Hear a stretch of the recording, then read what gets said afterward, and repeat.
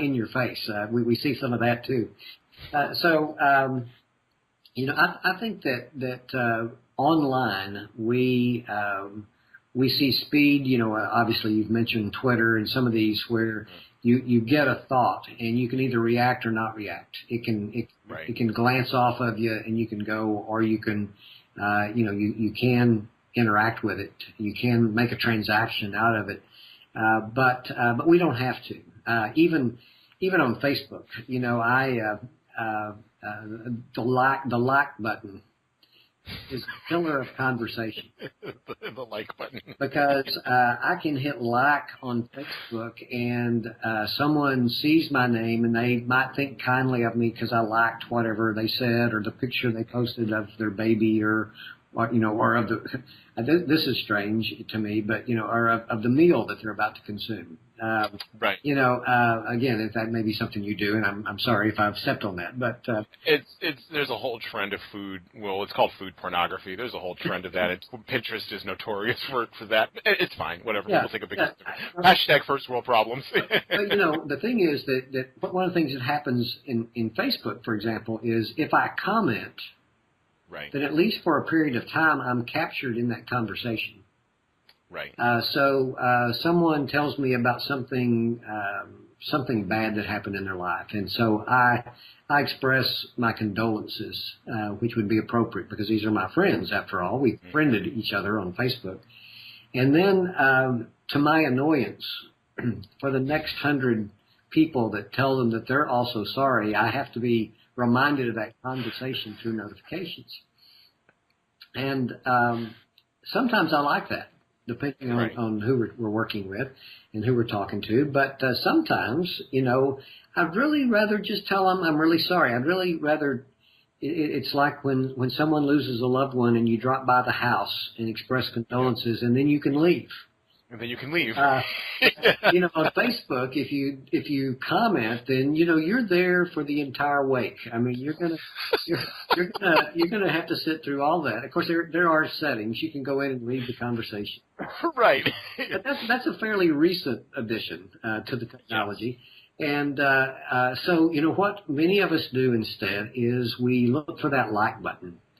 And where we're losing conversation is that many of us would rather like something than become involved, rather than become transactional in what's going on. And as a result, we don't understand what's happening. Right. Well, the transactional piece requires us to be emotional, right? To get emotionally involved and emotionally engaged with that. And I was actually just doing a leadership training the other day with a corporate group here locally, and a guy walked up to me, and I've actually blogged about this more recently, but he walked up to me and he said, I used to tell people that there's no possible way you can offend me because I don't care. Like, you would have to do a lot of things to make me care. And one of the things that I said in the training was people who don't care can't lead. You can't lead if you don't care. You have to be emotionally engaged. And he said maybe. He said, I've been thinking about it and thinking about it ever since you said that. And he said, maybe I should change what I'm saying because I think of myself as a leader, so I guess I have to care. Now, that's the like button, right? But that's the like button in real life. Like, he has to stand there and engage in a conversation or engage in an interaction maybe that he doesn't care about internally. Right. But he's got to give all the external nonverbals and, do all the active listening, everything that you and I are trained in, and that our ACU students are trained in, and that other dispute resolution students are trained in. Got to do all that. But inside, he's not engaged. Whereas online, he can just hit that like button or not and show that he's caring or he's not. And that emotional, transactional short-circuiting is, I think, what you're talking about. Am I correct in where I'm going with that? No, that's right on target. And again, it doesn't mean just because someone wants to hit the like button that they don't care for the individual or for what they're going through. But it is that unwillingness to step in and to stand there at that visitation or whatever and become part of their life for a little while. And there's a back end to this that one of those blog posts you were talking about addressed this, because it made me this was the one that had to do with racial discrimination and systemic racism, and what I was seeing on both sides of the question were people who were picking up posts primarily on Facebook and reposting them. Number one, without checking out the post to see if they were accurate, to see if they were even timely. I mean, we suddenly saw, at least on my feed, among people that I'm friends with, we suddenly saw, these posts of, here is yet another time that an African American has been subjected to violence at the hands of authority. And a lot of those were current, but some of them were. The oldest one that I saw was 12 years old, and it indeed was a problem. But it was posted without reference to the fact that this goes back a long way. I mean, I can see reasons to post that, but it was it was over a decade ago, and yet the people that read it, going by quickly in your news feed, would say, "Oh my, yet another black life doesn't matter because this has happened." And again, it's tragic whenever it happens. I'm not saying that, but people would not verify what was going on. And then to add insult to injury, a good number of my friends got to the point where they would post something and they would post one word in their comment and they'd say "truth." And that also pops up in my feed. Yes, I let all that just sort of flow by. Well, and I did for a while, but then I started thinking, I wonder if this is the truth, and I started looking myself. And this of course, this really ruins your productivity. Oh, it does. Oh, your day is shot. you probably shouldn't be on Facebook anyway for this amount of time, and now you're researching all these stories that come up. And so I'm really frustrated with myself because I'm spending all this time doing what they should have done in the first place. And for a while I took it on myself to write to each one of them and tell them, this isn't the truth. Did you look this up? And I had finally decided that, that I wouldn't do that. But I did. I did plant that gotcha in that blog post to say, you did, yeah. That at least you could check to see if it is truthful before you put the word truth out there. And to their credit, several of my friends have stopped doing that. Either that or they have unfriended me. I'm not sure. I've not seen that in my posts recently. But that's irresponsible conversation. I take it as perhaps an invitation to conversation, yet it's when you do something like that, when you just throw it in there, you don't verify it, you use it to prove a point that you're not even fully honest enough to explain to people what the point is. That conversation can't go well. No, it can't. Well, and you know what? This is one of the things where I see a role for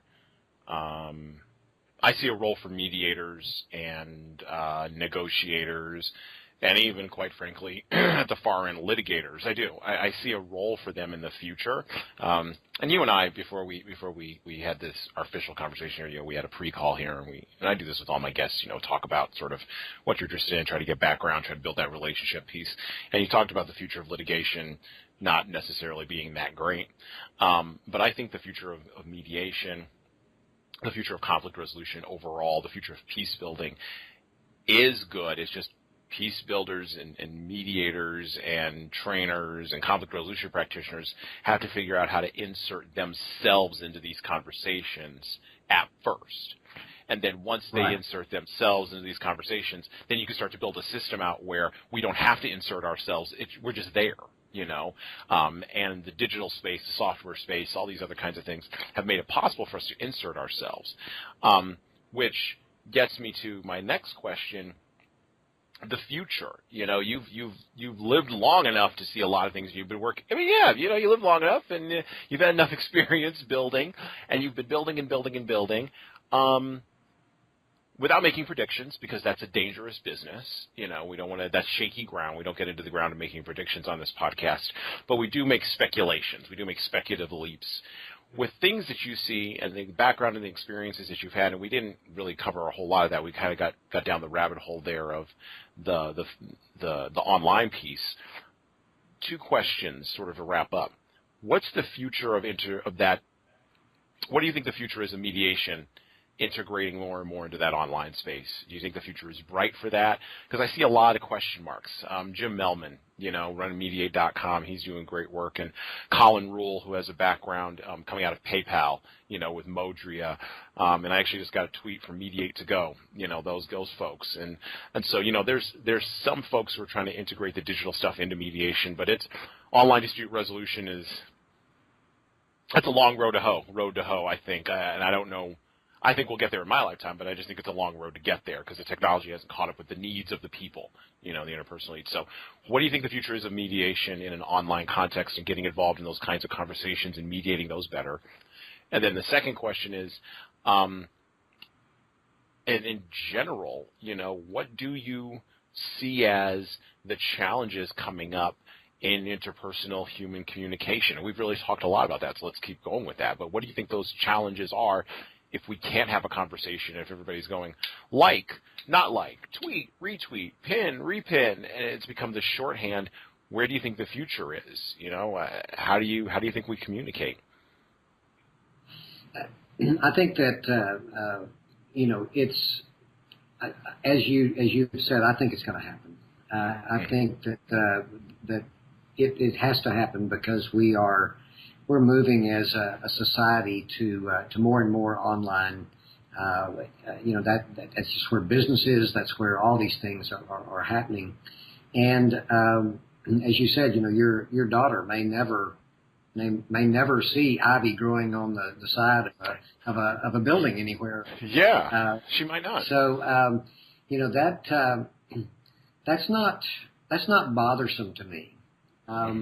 Because I think one of the things we're seeing in the online world, one of the reasons Facebook works so well and all these other places is that as people have retreated back into their homes, behind maybe locked doors or at least with the windows down so that the air conditioning will work, whatever. In that 100-degree West Texas heat. That's right. As we have retreated, our need for human interaction hasn't stopped. And right. So we're going to have that need, and we're going to have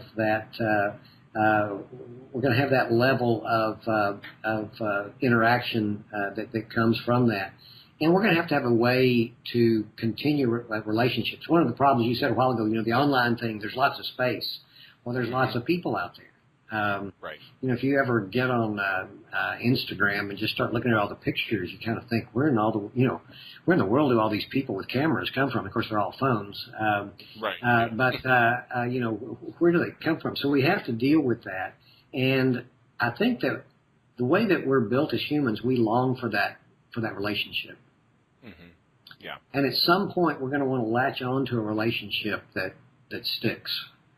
Whether that's eventually leads to a face-to-face relationship, not virtual, but an actual relationship, physical relationship where we're with someone, or whether it goes on. I mean, I've got a lot of our former students are now, one student in particular, she says that we're pen pals because she probably writes me 2 or 3 times a week. And I'm obsessive compulsive, so I have to answer almost every thing that comes my way. And so we become pen pals. I don't know that I intended that, but in the course of that, we become friends. And, occasionally you'll write an email and it goes unanswered for a while. And, after a while I'm thinking, okay, what did I say? What did I do, to make the relationship go awry? And, and so I'll write one of these, well, don't know what I did, but I'm sure sorry. And, here this is, only to come back and go, oh, didn't I tell you I was going on vacation and I wasn't taking my laptop? And so, I've just been gone. It's no big deal. I wasn't talking to anybody during that time. So I think that we're going to have to find a way to do that. I think that we also have to learn how to talk on the line. What actually may help is some of the dictation things that are coming about, where you talk to your computer and it transcribes. Yep. Because when we were working in our online program, you remember we had those wonderful folks that were the facilitators who were in the classes with you. Yes. And the ones that got marvelous reviews and evaluations were those that would take time. They would address an email to you and say, Hassan, and then they would go into them. The ones that gave you 2 and 3 word answers never got great evaluations because they were terse, they were cold, and I know them personally. They're not like that at all, but online they thought they could get away with it. So I think that there's going to be a shift to where we want to have lasting online virtual relationships, even with people that we've known in the past. And so we'll shift into that. And I think that and I think I'm getting to the second question, or maybe I've just mixed them both together. But that's okay. I asked a big complicated. I'm guilty of that. I ask a big complicated question. That's all right. I'm a very simple person, so it's it really doesn't matter to me because since I can't really remember it. But the second one that I think that we're looking at is what do peacemakers do with all this? And yeah, is the role in ODR? Is the role in just peacemaking? Yeah. Yeah. So I'll point back to 2009, U.S. News and World Report tapped the 30 top emerging professions in the United States, and mediation was one of them. Mm-hmm. I'm convinced that they had no dream what mediation really was, because it's fairly closed-ended, because we have tied it to litigation, to court appointments, even though there is private mediation. And you and I both know it's a very viable and active field. But yet the initial paying jobs are in court-appointed work. That's historically been the case.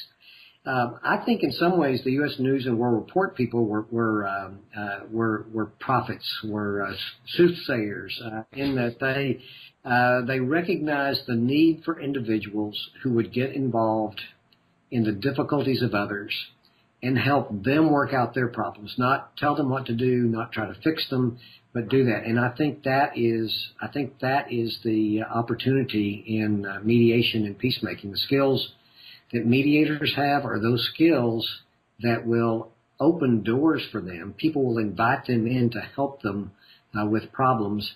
And we just have to find all the nooks and crannies where that's possible, instead of simply saying, well, it's only in regard to whatever comes off of litigation, or it's only in regard to these major civil problems or divorce or whatever.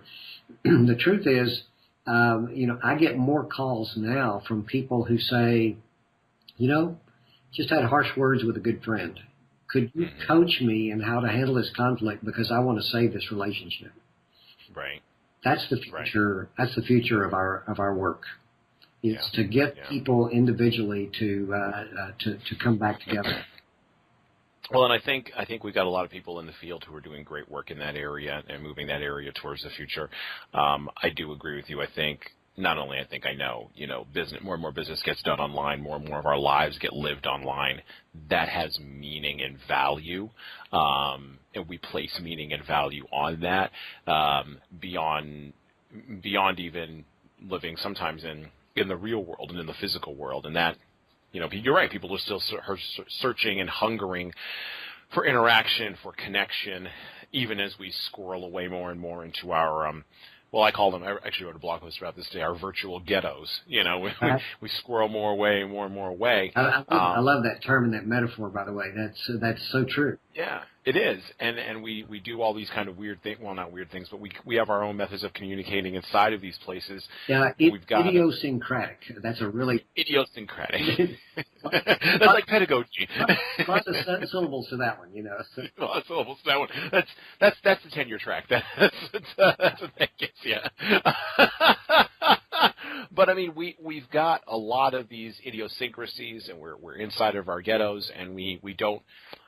I think about my smartphone. Like I could hold up a picture of my phone here.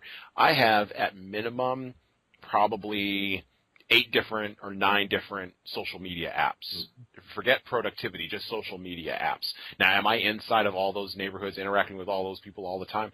No, I can't possibly be. I've got 3 kids, and I'm running a business, and I'm doing all these other things, and I'm having this podcast, and doing trainings. I can't possibly be inside of all of those neighborhoods, inside of all those virtual spaces together all at once. But there is a mediator for Instagram. I know there is. May not be me, but there is. There is a mediator for Twitter. There is a mediator for Facebook. There is a mediator for Pinterest. Now, are all platforms going to need that? No. But I believe there is a space for that. I also believe that the imagination.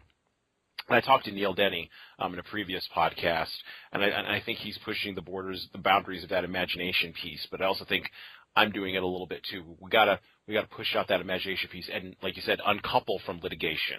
I respect litigators. I respect litigants. My mother's a litigant. I respect that, and I respect people who have that background. But uncoupling from that and leaving that behind and saying it's time to fly on our own, right, and really take that step. That's to me the heart of entrepreneurship, which is one of the things I focus on my blog and in my writing and in trainings that I do, and really learning the tools of entrepreneurship, which is marketing and navigating the social space and finance and business and sales and all those messy kind of things that we don't want to talk about as mediators, but we need to do in order to get our name out there and get money coming in and revenue so we can keep the entire cycle going. And we're exchanging ideas. We're getting paid for exchanging ideas. So, no, I think you nailed it. I think you nailed it right on the head. Well, thank you. Well, my last question, as we got to wrap up here, I always ask every single guest this. So, and I didn't ask you about your books, but maybe you got something else coming up. But what would you like to promote today, if anything? We are taking a look here at the Duncombe Center at a project that looks very similar to other projects that are out there, like the Public Conversations Project and the other. We're calling it the Better Understanding Project, and we really don't know what to do with it. We could do again, it could be a conversations type project, but specifically, we are looking for places to talk with people and to brainstorm in ways to deal with very deep-seated societal problems, but that are very much anchored in personal problems. And one of them is racial reconciliation. I'm doing work with a group that is working in racial reconciliation within churches. And that is incredibly difficult because not only the racism obviously is a deep-seated problem, but then once you get beyond that and you think that there ought to be all sorts of commonalities among people of faith within the same faith tradition, you find that because of racism and because of separation and discrimination, different cultures and approaches to those faith disciplines have emerged. And so if we could wave a magic wand and racial discrimination went away and racism went away, we're finding that many of these people still couldn't come together and worship together because their cultures have developed in separate paths, so that now that their faith traditions actually look different, even though they're supposed to be the same. And so what we're finding is that people go, okay, I'm willing to get along with somebody who's a different race than me, but not someone who worships differently than me, or someone who thinks this is more important than that. And we won't have those conversations. So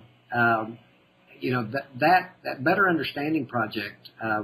What we've discovered is what's been known from other. I say we've discovered it. We discovered it. Egocentrically, it's been around forever, is that many times if people just talk, that they will find ways then to get together. Bernie Meyer's book, Staying in Conflict, and some of those others talk about these sort of things. And, I've seen dramatic things done within faith traditions, within churches, where people just say, we really disagree about some things that we both think are really important, but let's just keep sitting here and let's drink coffee and let's talk about it. And maybe we don't even worship in the same worship center on Sunday, or we don't do this or we don't do that, but we keep coming back to have coffee. And that to me is a principle that we see in all faith traditions, is that there is this desire for reconciliation with others and with whatever higher authority, whatever higher power we see out there. That idea of reconciliation, if you will, going to heaven type thing, is out there for many of us. We want to go to a place where things are right. And so this Better Understanding Project, we're trying to get a handle on how do we get people to sit in that place to where they discover that even though they don't agree entirely, that they are in one of those good places, that just that relationship is good. So that's kind of where we want to go. So if people want to look at that, we're trying to develop things online with that through our Duncombe Center blog site and website.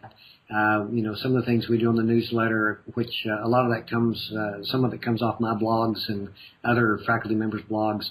We really are needing input from people on that.